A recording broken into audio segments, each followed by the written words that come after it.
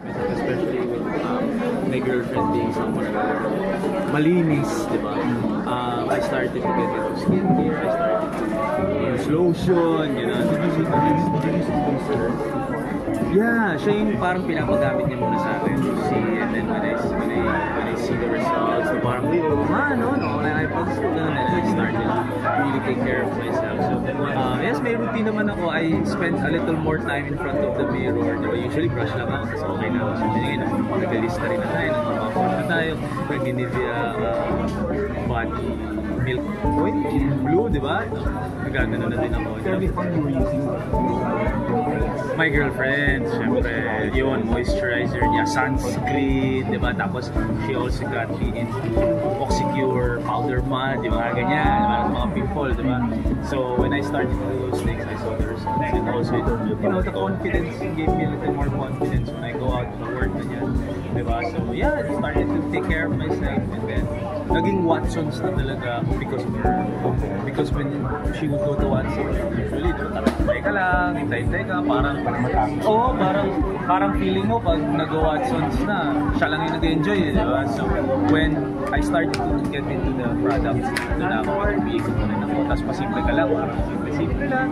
That's why I really appreciate as a Watsons, advocate, talaga when they really showed us that they wanted to include the men, and then being someone pa na yung representation, parang bagay naman kasi talaga. There was a time na drunk elephant. May video ka pa yata nun. Hindi nanakaw ko po yung drunk elephant ni CK noon, and then she would, after a while, sabi niya, bumili ka na kasi napapansinan niya, bumabawas na. Tapos nag-viral yung vlog ko niya. Sabi niya, kinuha yung so she started to come with me na to try other things. And then when I also became ambassador of Old Spice, talagang na-enjoy ko yun. May special skincare ka ba for your tattoos? For my tattoos, not necessarily. Pero lotion, talaga. So, extra moisturized na. Kasi pag nag-dry, masalataan na feeling ko pag may tattoo tapos nag-dry. Kasi black siya, great, tapos biglang may white na, alam mo yan, I don't like yun, yung parang ganun siya. I make sure that I keep myself moisturized. Before kasi, when I was younger, pa-pimple talaga ako. As in high school, talagang pimples all around. So, naging hiyang ako growing up sa pants. So, pants lang ako, yung black na pants. Pantsman. So, high school ako yung ganyan. And then after a while, puro ganun lang ako. Then when medyo nag-clear up na yung skin, so it worked. Oo, nung nag-work, nung college na ako, ganyan. Pero nung recently lang, CK introduced me to yung toner, mga gano'n. Tapos yung iniikot-ikot ko sa gano'n, no? So ano na, a little more...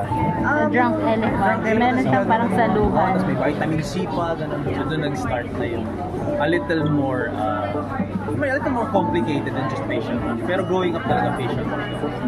So yun, may na steps na.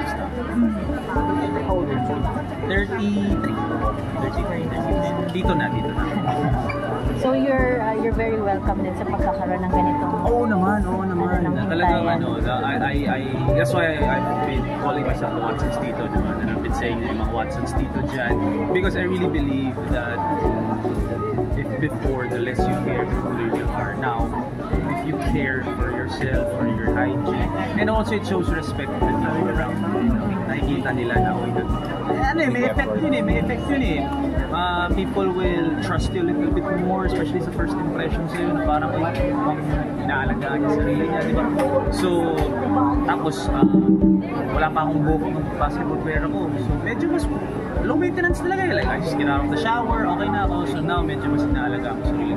And then when last year, when the district did Hintayan, sabi ko, parang talagang ina-accept na yung Watsons Tito. So I love it when followers tag me, mga lalaki na nag-shopping ako Watsons, tapos ito yung mga binili ko. So hindi na tayo nahihiya na may lotion ka dyan, or may kaartihan ka dyan, di ba? Mga oil film na nagsunuan ako na sina titos, really going into Watsons. Kasi may mga kwento din na yung lalaki na yung nagyayaya sa girlfriend nila, which is baliktad natin. Kasi very, very sa akin. parang feeling ko yung influence na okay lang guys, okay mahiya, okay matakot, di ba? Nung pinagmamask pa ako dati ni CK, ganun pa niya ang pinatry niya sa akin. It's really something that we should, get into. Any message for your dad and to all the dads out there? Happy Father's Day to everyone. Hopefully, maging successful yung pagiging dad. Ang dami kong friends ngayon kasi nasa dad era na eh. I mean yung mga patpit, hindi ako. Pero yung age ko, yung mga friends ko, dami na nagiging dad sa kanila. So, nakakatawa. Nakikita mo yung biglang nagmamature talaga sila pag meron ng baby. So, to all the dads, happy Father's Day. Siyempre sa dad ko, sa dad ni CK. And yun, kita-kita lang tayo lagi sa taas. Always strive for more. And hopefully one day, experience din magiging father. Thank you. Thank you very much.